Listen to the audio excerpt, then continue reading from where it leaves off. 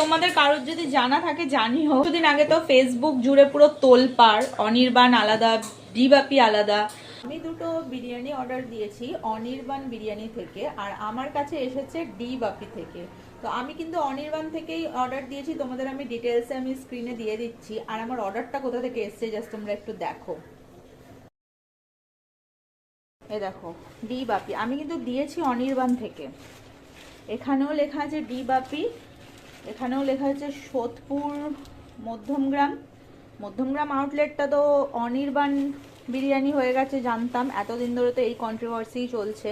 Facebook খুললেই শুধু অনির্বাণ আলাদা, ডিবাপি আলাদা। আমাদের কারোর জানা থাকলে প্লিজ এটা আমাকে একটু কনফার্ম করো, তাহলে কি ডিবাপি আর অনির্বাণ একই? এতদিন আমাদেরই ভুল বোঝানো হচ্ছিল। এই হচ্ছে আমার সুইগি অ্যাপ। সুইগি অ্যাপ গেলাম,